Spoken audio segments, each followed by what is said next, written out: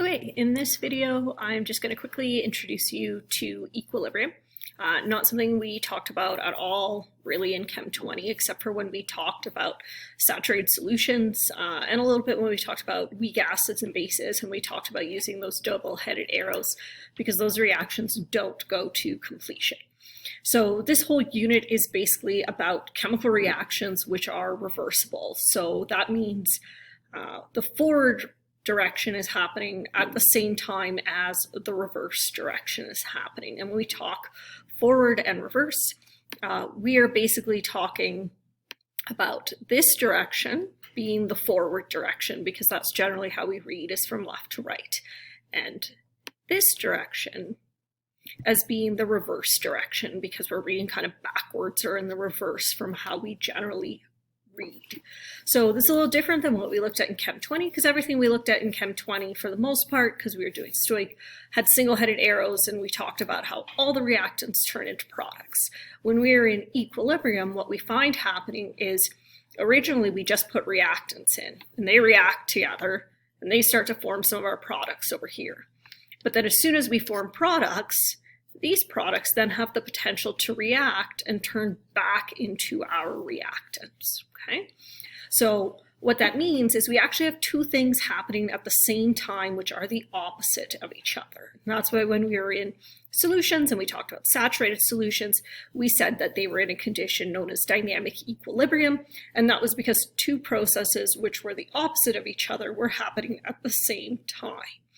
So what we find here, moving forward a little bit, is that now we're talking about the rates of the reactions. So what happens is initially, because I only have reactants, the rate of my forward is going to be pretty large because I have a lot of reactants.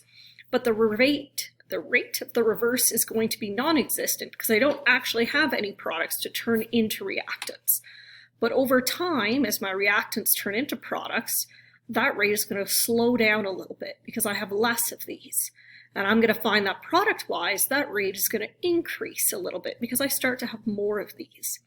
And eventually what's going to happen is my rates are going to become equal. When we talk about rates, this is basically how many molecules of reactants turn into products as compared to how many molecules of products turn into reactants.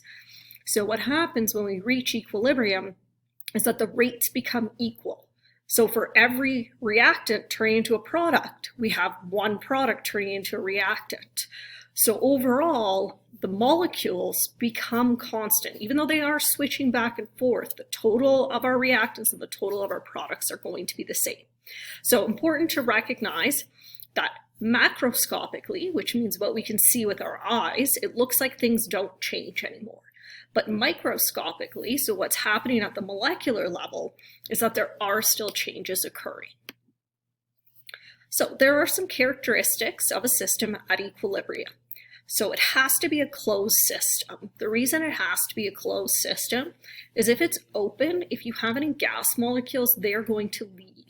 Once they leave, they're no longer available to actually be able to react. So we have to have a lid on it. It must be closed, okay? There are some exceptions where we can have some systems reach equilibrium that are open, but those would all be systems that have no gases in them. Okay. Another characteristic of a system at equilibrium is that the pressure becomes constant. So you may find that pressure decreases from when you start to when you reach equilibrium. It might increase, it might stay the same, but overall we find once we reach equilibrium, it does stop changing. Okay, we find the same is true for temperature, right? One direction is going to be exothermic and it's going to be releasing energy, and the other direction is going to be endothermic. So you may find that initially there is a bit of change in temperature, but eventually it will become constant. Okay, and then the last characteristic is that the color becomes constant. You're going to find throughout a lot of equilibrium we use species that have colors, and that's because it's really easy to see when the color stops changing. And we're going to find that when that happens, that's telling us that we are at equilibrium. Okay, so all four of those are considered macroscopic properties because they are things that we can either see or measure very simply. Okay, some other characteristics is that equilibrium can be approached from any direction. So whether I start by putting the reactants in, or I start by putting, we'll call them the products just because of how we've written the equation in, we're still going to reach the exact same point.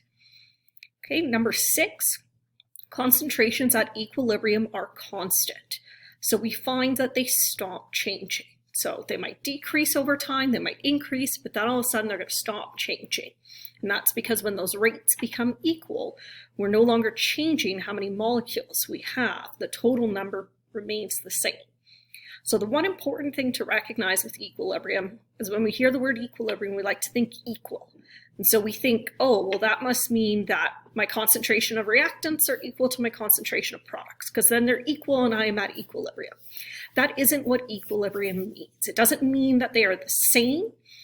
It just means that they have stopped changing. So in some reactions, it will be the same.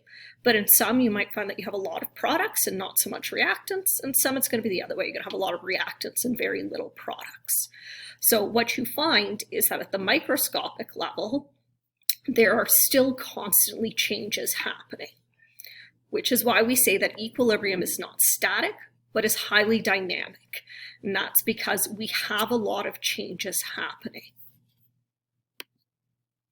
So equilibrium in chemical systems. So a chemical equilibrium is going to be a two-way reaction, right? We have our reactants, which are A and B, and they're reacting to form C and D. But then C and D are also able to react to recreate A and B. So really important to recognize that the definition of equilibrium is equal rates. Almost always a question on the diploma has to do with that definition piece. They'll try to trick you with like equal other things. You are really looking for equal rates. That is what has to be the same for you to reach equilibrium. It's not about having equal moles of products and reactants. It's not about having equal concentrations. It is about having equal rates, okay?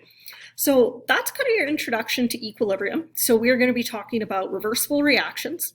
And we are going to be talking about where equilibrium lies. Eventually, we're going to get into calculations. Tomorrow, we're going to get into Le Chatelier's. I'm going to be looking at that theory piece and how we can manipulate an equilibrium system so that it's not at equilibrium anymore and that it has to reestablish it. So next thing to do after this is going to be to complete your simulating equilibrium activity. This activity is going to help you actually see what equilibrium looks like, because it's kind of hard to visualize when you've never seen it. And yeah, moving some Cheerios around is going to help you see what equilibrium actually looks like. All right, bye.